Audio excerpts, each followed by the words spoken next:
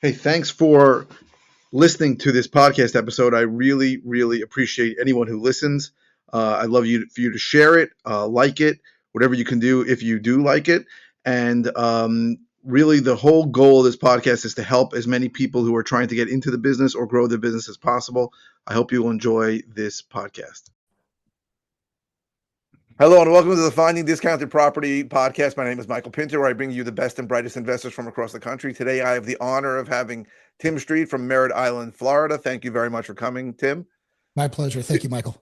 Tim is unique in that he is an active investor and a realtor down in Brevard County. And he has something that's very, very unique because he has a company called Foolproof FSBO. FSBO stands for sale by owner. And he has a course that he has on that website called Foolproof FSBO Blueprint. And Tim is saying that for certain situations, for certain types of people, selling it yourself without an agent, for sale by owner, it makes sense. So Tim, why don't you tell us a little bit about how you started and how this whole thing, when this thing got started, and a little bit about it.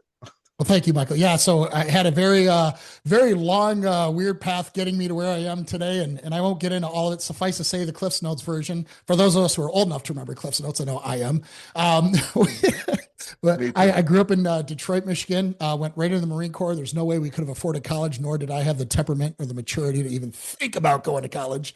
So I'm right in the Marines. After the Marines, I got out, became a federal air marshal for about 5 years, and during my time with them, I got involved with some friends of mine who had built some small startup tech companies. And I was a natural at sales. I was really good at talking to people, understanding complex problems and breaking it down into a framework that everyday folks could understand. So I was kind of the natural front man. I always tell people that I was the mouth and all my friends were the brains. And it worked out really well. So after a long career in that, which these days I consider long, about 20 years, I decided, and this is, you're going to laugh at this. Everybody in the audience is probably going to laugh their butts off at me for this one. I decided that I wanted a more slow, kind of relaxed life. So I decided to become a real estate investor. Oh my gosh. What a moron, right? So I learned the hard way that that is far from easy, far from slow paced. However, because they get you in the door with this idea that it's passive, and it can be. But boy, did I learn! I went to the school of hard knocks. I did not take any of my own medicine. I didn't learn much before. I just dove right in. So in the process of doing that, I realized one of the big barriers to entry for me, because I'm a short-term rental guy, so I'm interested in residential single-family homes, was I didn't have a real estate license. So I was always having to go through a middleman to do things like negotiate on my behalf and ask. And boy, after 3 or 4 deals just got completely destroyed by working with somebody who didn't have my negotiation skill set that I had honed over all those years, I said, forget it. I took a weekend course. I became a real estate agent, and it was great. So I brought all kind of my experience to bear, not only on acquiring my own investment properties, but also I learned I was pretty darn good at the business. On average, my homes were selling above list price because of the way that my wife and I, who's still active real estate agent as well, we were basically creating active bidding competitions, bidding wars, another way of saying it, on our listings. And because of the way that we marketed them and positioned them against the competition, they were usually under contract in the first weekend. So I knew we were onto something. And after a while, I decided to figure out what's next. There's got to be more to life to figuring out where the next commission check is coming from. And that's where I decided that all of these systems that I know, all of this knowledge that I've distilled into this practice, I could very easily teach. And I think of people like my parents who are retired, who, if they're selling a home, a $30,000 commission check for something they could very easily, I should say easily, they could do themselves. It's when I say it's difference between simple and easy. Running a marathon is simple. It's putting one foot in front of the other for 26.2 miles, but it's not easy. And I say the same thing about. I say the same thing about being a real estate investor. It's a simple business, but it is not easy. Yes. Yeah. And so, yeah, for those kind of folks who like DIY, green light, man, check it out. And if not, you always have the agent to fall back on. Sure. So a couple of things. And I think what's amazing is that if you pay for the course, there's a guarantee on it, right? So why don't you talk a little bit about that? For sure. Yeah, I'm not interested in blood money. So my deal to my students is listen, it's you're gonna pay me $397 on the precept that in 7 days I'm gonna get your house on the market and maybe you're gonna save up to 30 grand, maybe more in commissions on your home. If I fail you, so for example, if you go through the course, you do not get any offers on your house, I'm at my expense, I'm gonna go find you a real estate agent in your area. I'm going to do the negotiation on your behalf. They're going to reduce their commission. So you're going to still save tens of thousands of dollars by working with the agent that I find for you. Best of all, when you do successfully sell, since I actually didn't live up to my end of the deal and get your house sold through my system, I'm going to refund 100% of your course fees. And I'm going to send you a housewarming gift in the amount of your course fees as a good luck and a thank you for trying me out and better luck next time. Yeah, I don't think I've ever heard of a better guarantee in my life. You basically can't lose because if you spend the $397 and it works and you save you $1,000 in commissions, great. And if it doesn't, you not only get your money back, but you're going to find them a reduced commission agent, and you're going to send them a gift. So I think it's a zero risk situation for signing up for the course. Now, what interesting? So I think we discussed this before. So I've always told sellers that like I think there's really only two choices. You can sell to an investor because of some reason that you can't list it on the market. Maybe it's time, maybe it's condition, or you can list on the market. But I told people you shouldn't really go for sale by owner, because in general there were a few pitfalls. But I never knew that there was a course on how to do it. But what I know you said to me that there is sort of a test to see if this is right for you because it's not right for everybody. So why don't you talk about what the test sort of determines to see if the course is right for someone to really sell by owner or whether they should go with an agent? Yeah, 100%. And that's such an astute point, and it's something that I've said to people as well. Listen, here's a couple. I was looking it up this morning just to make sure that these were still accurate numbers, and they are.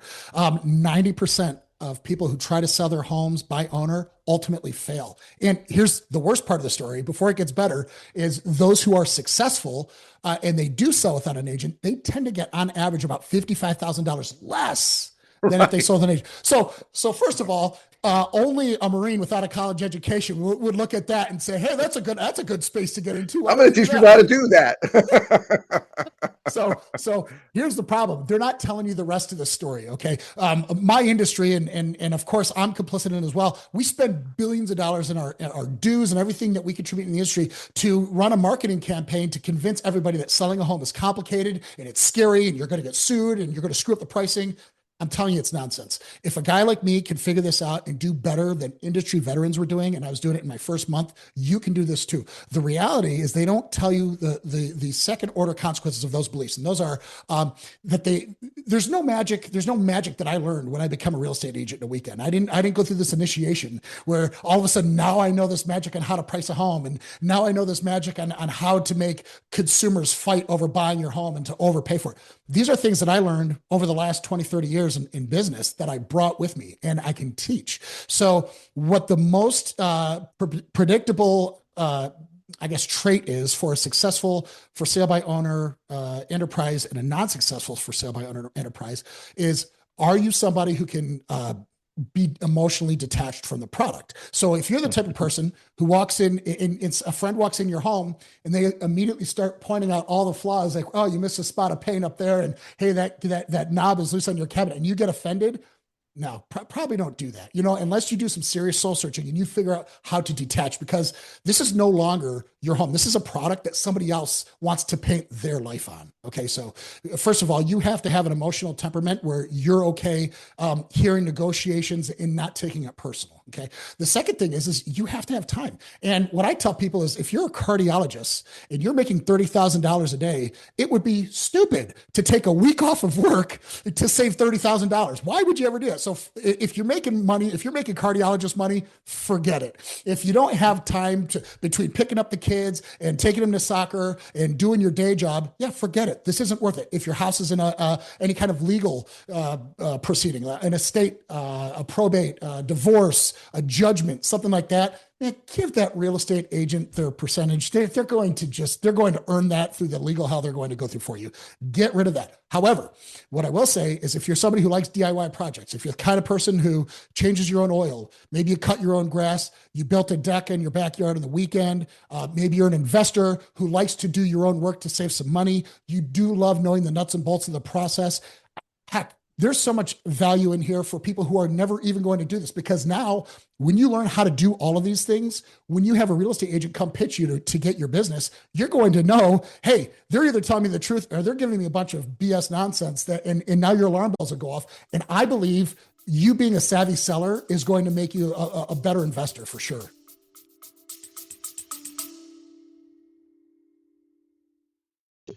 Hey, just a quick interruption in the podcast. Just wanted to tell you that not only am I here to help you if you have a deal that you want to show me, and my phone number is 516-209-2010, or you can email me at mpinter@lmpkrealty.com. But also, I do offer some products. I offer a course that's around $1,000. It's a self-learning course where I really show you everything I do. And I do offer coaching. That's a lot more expensive, but I do a one-on-one. If you're interested in those things, contact me. Reach out to me at 516-209-2010 is probably the best way. I think it makes a lot of sense. So one of the biggest problems I find with for sale by owners is they're usually priced wrong. Either they're priced way too low, and where they give away the farm and they're all proud of themselves that they sold the house. And as you said, on average, it's way too low because they just didn't know. Or they're priced way too high. And like you said, that's probably 90% of them where nobody buys them. So I assume you're going to help in your course. You help people find out how to price the property right. And I'm sure there's a bunch of ways to do that. But another thing that I would tell people who were thinking about going FSBO is that most of the buyers may not see your house because if there's a buyer's agent, they're not going to bring a client to a FSBO house because they're going to have to fight for the commission or whatever. But I assume you show people how to deal with that too in the course, correct? Absolutely. So to touch on two things, the first thing is the pricing, and this is not native to FSBOs. As a listing agent, I can't tell you how many times I've had to talk people off of the mental ledge of where they were, thinking that because they built that tire swing in their backyard and they saw their kid take their first steps down that hallway, their house is magically worth $50,000 more than the neighbor. And I've got bad news for those people. And if those of you are listening in the audience right now, I might have bad news for you, but I tell people I'm the kind of a guy that would rather disappoint you with the truth than comfort you with a lie. So here's the truth. You don't get to decide what your home is worth. I don't get to decide your home is worth. If I was your real estate agent, nobody gets to decide what your home is worth except for the collective entity known as the market. What is somebody willing to pay for it? That is what your home is worth. And I'm sorry if that hurts people's feelings, but that's reality. So if you're willing to accept that reality, I think then you're able to understand some of these really cool psychological tricks that we can do based on consumer psychology studies. How do we make your house exciting and rare and sought after and fought over? How do we create an environment where people are competing to buy your house and they stop trying to bid on it logically and they start bidding on it emotionally? That's how we really drive a huge X factor in how we price our homes. And once we figure that part out, I think the rest. A lot of people will make the mistaken assumption that if their house sits on the market, it's because it hasn't been marketed right. I'm telling you right now, 99.9% of the time, it's because of the price. You're priced wrong. You could give me a mansion with crime scene photos and I could put it on the market for $1 and I promise your phone's going to ring off the hook. Sure. Vice versa. I could give you, the mansion with, nice photos, but if it's priced at $1 billion, how many people do you think are going to call on it? Zero. So you nailed 100%. It, Michael. That's 100. So, that's exactly what the biggest problem is. I know for a lot of people, they don't understand that, right? They think that a house doesn't sell because it's in a bad location or because it's got in bad condition. But the truth is, where we are today with the internet is a much more efficient market, and houses are going to sell if they're priced right. And I think about it, and it's less than 25 years ago, maybe 30 years ago. The only way people were going to find your house is if they saw the sign or if they saw a classified ad. So it's very possible that something sat there that was a huge bargain and no one had any chance to go get it. But today, with the internet, anyone looking in your area is going to find it. So it's really a function of price. Real estate has become much more, in some ways, a commodity in that if it's priced correctly, it's going to sell. And people don't get that, right? And people think the other way too. They think, well, because my house is, 200 square feet bigger than every other house in the neighborhood, or because I have a pool and they don't, that I can ask $100,000 more, some arbitrary number on some item that may not have that. And it just doesn't work that way. So it's good that your course is teaching people how to do that. Pricing it is a big deal. And I'd say Yeah, of the 90% of the FSBO that don't sell, I'd say a vast majority are because they're priced too high. A you're vast, 100% right. Yeah. vast majority. And I find that all Yeah. the time. And then the sellers come to us as investors and they say, well, I tried to sell it, but no one came, and they give you some ridiculous reason why. And I'm like, that's not the reason why. The only reason why is priced too high. And then they Well, can start I share fighting. something with you on that? Sure. So I can tell you one of the last listings I took that really inspired me to create this course.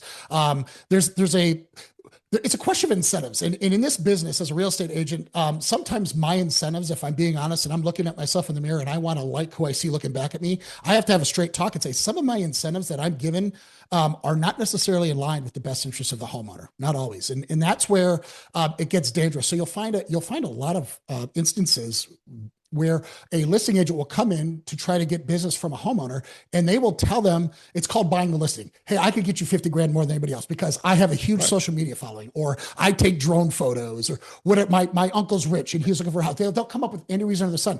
So it's almost I have an extensive buyers list of people waiting to this area. They say that all the time, right? That's it. So it's almost here's the crime of it all.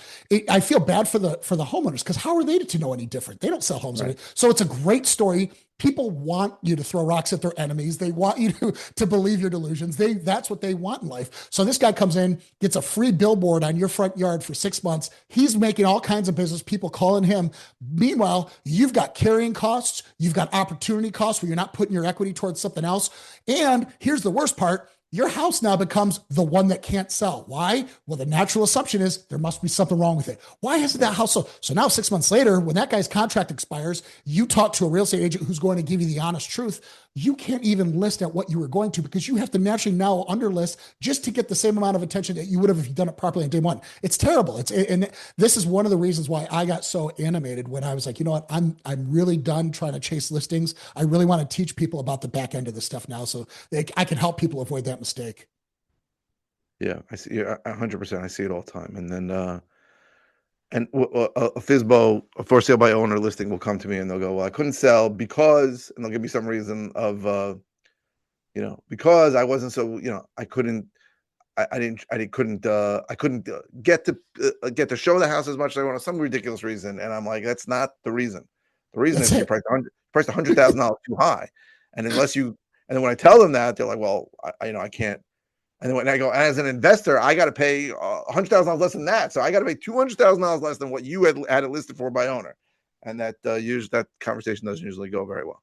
So it's a problem. It's a big problem when people's expectations are misguided. So I know that your course can help them find the right price. And as you said, I don't know what this tests, but it's almost got to test whether people can be realistic about the price. And as you said, get detach their emotions from it. It's not an easy thing to do.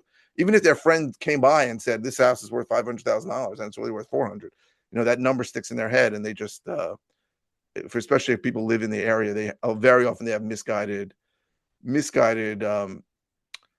ideas of what houses sell for. I find that all the time for people that like, well, everybody in this area sells for $1 million. My house is sell for $1 million, that kind of thing. So I'm sure a big part of that course is detaching your emotions or testing for whether you can do that, but when you come up with pricing. Yes, yeah, indeed, and to answer the other question about how do we attract buyers agent, it's very simple. We all right in the listing we let them know, hey, we're offering a buyer's commission, and now just because you can't do that on the MLS anymore, there's that Supreme Court ruling did nothing to your First Amendment rights as an individual seller. So you're still allowed to go out there and say, I am offering a very healthy buyer's commission for a full price offer, and you will have buyers agents come to your door because they don't care if they're getting paid, they're not going to care who it's from.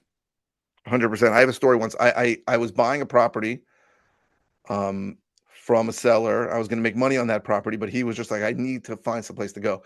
So I said, I'll be your buyer's agent. And I found the property that was perfect for him, priced well. And I just said, let's just go. He loved it. And we went to contract. And what I didn't check, because I wasn't making money on the buy, was that they were offering 0% buyer's commission. Okay. So this was before the NAR ruling where you actually put in the listing how much you were paying. And that's Yeah. why no one went to see the house. And that's why it was Yeah. available for my guy. So I Yeah. didn't care. In the end, actually, the listing agent was very nice. He actually gave me something. But people don't understand that buyers agents are looking to get paid. So when you if you don't put the wording that you tell people to do, and most people don't, and for a lot of FSBO agents, when FSBO sellers, what I find for them is I don't want to pay commission. That's just their thing. I don't want to pay commission. Their thought never comes that I want to net more. It's just like I don't want to pay commission. So, and they don't understand that if a huge portion of the buyers are going to have agents, and in my area it's more than half, they're never going to show their clients your house. They're never going to come there. It could be the perfect house. They're never going to come there. Why would they bring the whole sale until the NAR settlement was, you don't pay me at all, right? I just get paid by the seller's agent. Now it's a little different, but still, in the end, it's turning into the same thing because the seller's agents are just offering it as commission, and it's becoming the same thing. So their whole sell to their client was, you don't have to pay me. And you think they're going to bring their client to a house where they're going to tell them, oh, by the way, you have to pay me 2 or 3%? It's not going to happen. So as you said, even though the NAR settlement, for those that don't know, so the NAR had a settlement about a year ago, I think it's about a year ago, where they said you're not allowed to put in the multiple listing service, the MLS, any buyer's compensation whatsoever. So now people still are giving buyer's compensation, but they can't put it on the MLS. That's the basic change that happened. So that changed things a little, but it doesn't change the fact that if I'm a buyer's agent, I want to get paid, and I don't want to ask my client to pay me. I would love to get paid from the other side if I can. But as you said, there's a way around that because it only limited what you do when you list the property. But if you're teaching people how to sell by owner, there is no limit on what you can say. You can offer whatever you want. So that is good. So I know I knew that you would have thought of the things that I have always told people not to do and circumvented them because you know what you're doing. But yeah, that makes a lot of sense because then the buyer's agent knows he's going to get paid and maybe even get paid more because he doesn't really know on a regular listed property today. It's ironic. I just thought about this. On a regular listed property today, you don't really know what you're going to get paid from the seller, right? You can send in an offer. They could say, oh, you want 2%? I'm only paying 1%. You want 3%? I don't want to pay that. Or sometimes people will say what they're paying. But in your situation now with a FSBO, you could openly say I'm paying 2 or 3%, which may be more than this buyer's agent knows he's going to get on a listed property. In some ways, he'd probably take his client to the FSBO if it's worded correctly as you've taught them, quicker than he'd take him to a listed property. It's very interesting. Absolutely, yeah, and it's funny too because there is I was really never a buyer's agent. I almost always was a listing agent. I don't love looking at houses. Now my wife, on the other hand, loves helping buyer's agent is no fun. I got no fun. My wife loves it. She loves looking at everybody's house. She loves going on the adventure. I'm like, all right, cool. You do that. I'll take the boring stuff. But what's interesting though, I do tell people when you're selling by owner, you are going to have to overcome a natural predilection of buyer's agents who are going to avoid you because their experience with FSBO so far is that you're cheap, you're ungrateful, you're hostile, and you're unprofessional. So they're going to end up doing twice the amount of work for half the commission or any commission at all. And so that's the worst part. So it's the best way to guard against that is putting yourself forward, welcoming buyer agents, saying, listen, I know how this works. I'm not just some schmuck off the street who decided I was going to sell my Cracker Jack box tomorrow. I've studied myself. I know the pricing. I could give you comps. I'm prepared to talk about appraisal gap. I'm prepared. Here's my pre-listing inspection that I've already done. You're going to come to them more prepared than 99% of agent represented by sellers are going to come in. And that's what's going to make all the difference. That's very, very good. All right. As we close, if someone wants to get your course, what's the best way for them to see about it or get you more information about your whole program? Sure, Michael. The best thing to do is to find out, are you even a candidate? So I'll route you to that quiz. So my website is foolprooffsbo.com, and that's FSBO, that stands for sale by owner. So foolprooffsbo.com/quiz. I couldn't make it any easier than that. So it's a 2-minute quiz, 7 questions. We'll be in touch with you after that, and we'll just have an honest discussion because we might know right off the bat, hey, listen, probably not a good idea for you to even try to do the DIY route. Therefore, I'm going to find you an agent right off the bat. I'll negotiate. Again, even though you didn't pay me a dime, you're not with me yet, I'm still going to negotiate on your behalf. I'm going to find you a real estate agent who's going to take on your and that's anywhere in the country. Anywhere in the country? Anywhere in the country. Yep. I have real estate agent networks across the country. The only way I don't operate in Hawaii and Alaska, although I've never had anybody ask me. So anywhere in the continental US. That's amazing. That's it. Yep. And then also, if I could add on to that for your Sure. audience, I usually charge for my ebook. It's the 7-day guide to selling your home by yourself and keeping your sanity intact. I'm going to give that to your listeners today. If you go to foolprooffisbo.com/ebook, there will be a button there where your listeners can click on that and download a copy. And again, the blueprint, if you want to check that out, it's just foolprooffisbo.com/blueprint. But I'll tell you this right now in full transparency, folks, if money's tight, you don't really need the course. Watch my YouTube channel, watch my Facebook groups. If you have more time than you have money, I pretty much give you everything I give you in the course for free. The only thing that's different is the course. It's very disciplined, step by step. So if time's of a premium, by all means, the blueprint might work great for you. Otherwise, I try to make everything available upfront without a cost. And your YouTube channel is also called Foolproof FSBO? It is. Yep. Foolproof FSBO. And if somebody needs some help or wants to sell a property or buy a property in the Merritt Island, Florida area, what's the best way for them to reach you? So you can actually book a call with me on my calendar. It's foolprooffisbo.com/booking. So everything is just my main core website, and you go to /booking, and we can schedule a 15-minute discovery call, find out what you got going on. And if I can help you, I'll be thrilled to. And if I can't, I'm going to be 100% honest with you and let you know. All right. Thank you very much for coming on, Tim. I really appreciate it. Michael, thank you. I appreciate you letting me come on. I think you got a great show, and I'm really proud to be here. Thank you. Thank you. Thank you very, very much for listening to the podcast. I hope you got some value out of it. I'm going to be uploading 2 to 3 episodes a week for the foreseeable future. So please subscribe, like, share. And again, if you want to contact me, if you have any questions about anything you heard or anything about the business, really, I'm an open book. Best way to reach me is call me in the office at 516-209-2010. Thank you very much for listening.